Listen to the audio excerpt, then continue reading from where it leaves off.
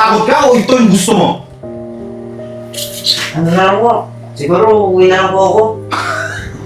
Uuwi ka. Hindi ko po kaya pinapagawa niyo eh. Sa tingin mo ba, makakatakas ka pa rito? Ha? Bata! Ganito. Hindi ka makakatakas sa akin? Ha?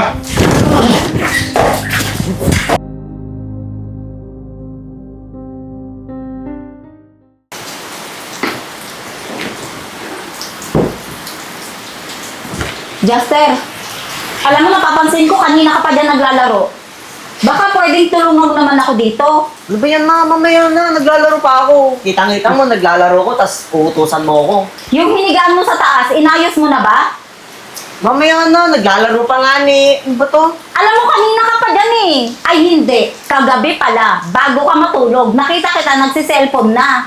Wala ka namang ibang gagawin kundi mag-cellphone na mag-cellphone. Ang dami mong kudama, ano ba yan? Mamaya na. Naglalaro Puro, pa yung... ikaw, puro ka din mamaya. Wala ka nang naitulong. Imbis na inilalaro mo dyan, itinutulong mo sa akin. Kasi kakatapos ko lang maglaba, maglinis, magluto. Ikaw, anong ginawa mo? Puro ganyan lang eh. Anak naman. Pwede bang tulungan mo naman ako sa gawaing bahay? Ang dami mong kudama. Mamaya na, naglalaro pa. Nagutom na po ako. Ay, ganun ba? O sige anak, nakaluto na ako ng pagkain doon. Ipaghahain na lang kita ha. Oh! Pati ito, hindi mo yung inutusan. Ako palagi pinapagalitan mo, ma. Ano ba yan? Ang pangit naman yan. Ako lang ba anak mo dito? Mahinak ka rin, utusan mo naman yan. Wala din yung ginagawa sa bahay, oh. Eh anak, yung kapatid mo naman. Palagi mo na lang yung binibaby, ma. Porket mabunso? Nag-aaral siya, di ba? Kanina nakita ko sa kwarto. Gumagawa ng assignment. Eh ikaw, nakikita kita, puro ka lang cellphone. Oo na. Ang simple lang naman ang pinapagawa ko sa'yo eh. Ginagawa mo na nga, oh. Naglinis ka na. Ano pang gusto mong gawin ko? Tutupiin mo yung hinigaan mo, yung Nagawa ko na. Mayon na kasi. Ano ba yan? Ang dami mong ano. Ang sinasabi ko, yung mga maruming damit doon sa kwarto mo, inilagay mo sana sa isang lagayan para bukas pag naglaba ako ulit, isang kuha ko na lang. Mamaya na, ano ba yan? Ang dami mong utos, Ano ba yan?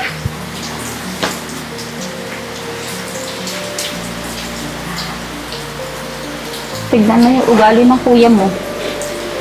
Yun pa nga lang ang sinabi niya, dami na daw utos. Nakapatumad talaga.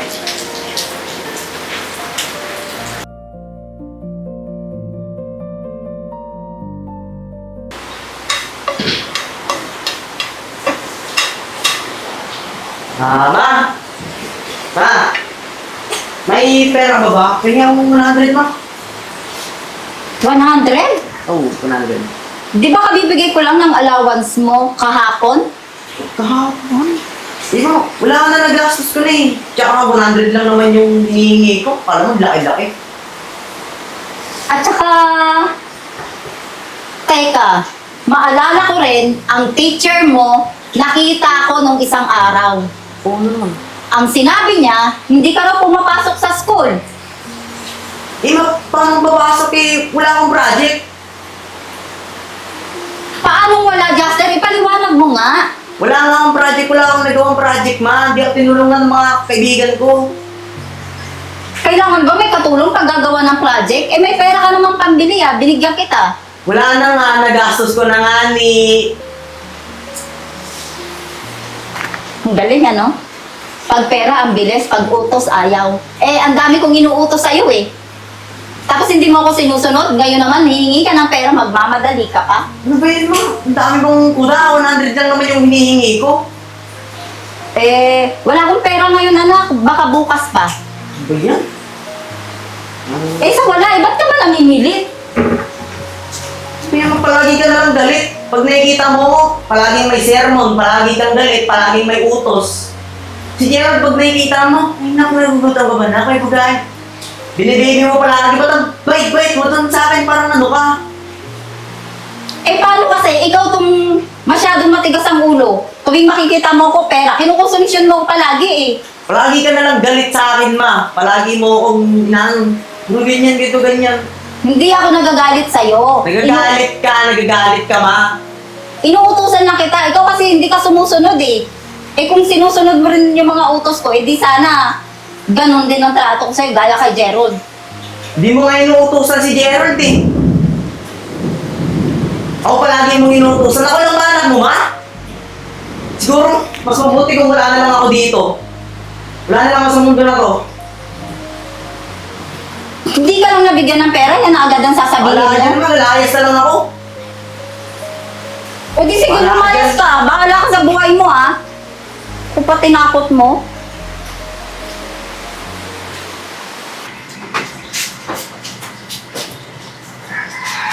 Hey boy, ang ginagawa mo rito? Natambay lang. Mukhang napagalitan ka ng nanay mo Bata-bata mo pa, tumatambay ka dito sa bilyaran Wala kasi kwenta yung nanay ko. Puro utos lang, sermon. Ganun ba? Loko pala yung nanay mo Oo, talaga. Alam mo, ganyan din ako dati Palagi ako inuutusan. Tapos, ako lang palagi nakikita, pinapagalitan. Oo, ganun din yung nanay ko. Nandiyan naman yung kapatid ko. Ako yung palaging inuutusan. Alam mo, naiintindihan kita Gusto mo, sumama ka na lang sa akin. Tuturuan kita paano dumiskarte sa buhay. Di mo na kailangan umuwi doon sa inyo. Hindi ko po kayo kilala eh. Mag-alala, bait ako. Tulungan kita. Basta, turuan kita kung paano dumiskarte, paano kumita ng pera. Sigurado ako, wala kang pera, di ba? Oh. Wala. Ano kakainin mo mamaya? Yun nga yung iniisip ko eh. Gusto mo, sumama ka sa akin. Hindi, saan ba yan? Doon lang, sa akin ka na muna tumira. Habang tinuturuan kita paano dumiskarte sa buhay. Ayos ba sa'yo yan? Sige, di ako. Sama ka sa akin.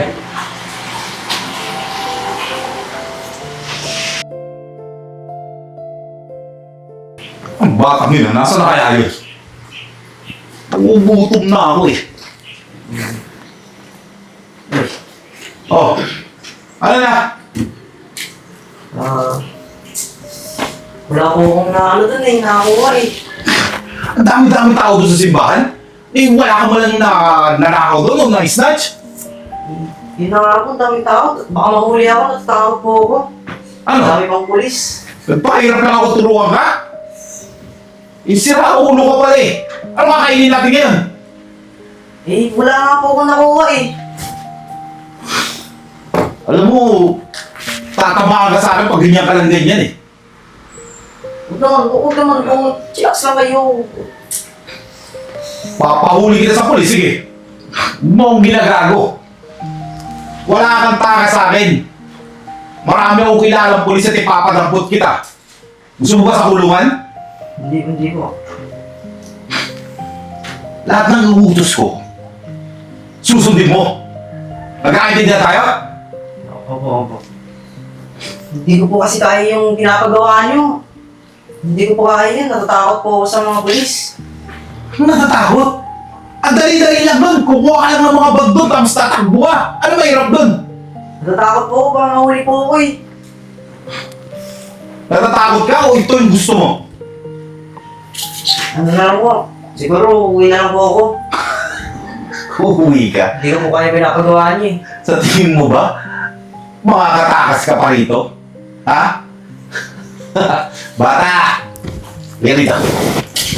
Hindi ka makakatakas sa akin. Ha?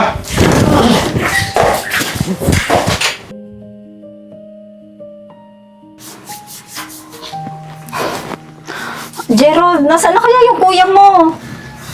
2 araw na siyang hindi umuwi. Ano na kayang nangyari doon?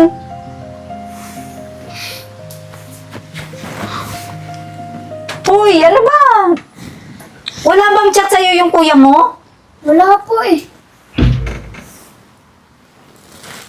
Ma, Juster? Kuya?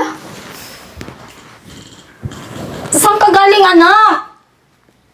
2 araw na kitang hinahanap ah. Ma, napasama po kasi ako sa maling tao dun. Bakit kasi lumayas-layas ka pa? Tingnan mo nangyari sa'yo, oh. Damit mo nung umalis ka, yan pa rin yung suot mo pagdating mo? Tsaka mukhang hindi ka naliligo. Ma, nandun lang ako sa tumatambay, nasa lansangan Tapos may nakapulot sa akin. Sabi niya, tuturuan niya daw ako ng diskarte, yun pala. Mga magnanakaw sila. Ma, nakaalis naman ako dun kasi hindi ko kaya yung mga pinapautos nila sa akin. Pinapag-nakaw nila ako. Tignan mo, napahama ka pa tuloy. Alam mo bang pumunta ako sa pulis, sa barangay, kung saan kita hinahanap? Buti nakatakas ka. Opo, ma. Ma, sorry po. Anak, sa susunod kasi, susundin mo ko. Hindi naman masama yung pinapagawa ko sa'yo eh. Inuutos ko lang sa'yo, tulungan mo ko maglinis ng bahay. Ayusin yung pinaghigaan mo. Ma, sorry na po. Hindi ko naman nakalain na ganun silang tao. Alam mo anak, sa panahon ngayon, marami talagang masasamang tao. Akala mo tutulungan ka pero sila pa pala yung magdadala sa'yo sa kapahamakan. Kaya hindi ka dapat basta-basta nagtitiwala. Ikaw naman, napagsabihan ka lang, lumayas ka na agad. Akala mo kayang-kaya mo na yung sarili mo. Ma, sorry na po, ma. Hindi na po mauulit. Ikaw kasi kuya, malayas-layas ka pa eh. Dad, sinunod mo na lang si mama eh. O diba? Buti pa yung kapatid mo oh. Nandito lang palagi sa tabi ko. Tsaka ikaw naman, magbago ka na, huwag ka na palagi nagsiselfone. Opo, ma, hindi na ulit.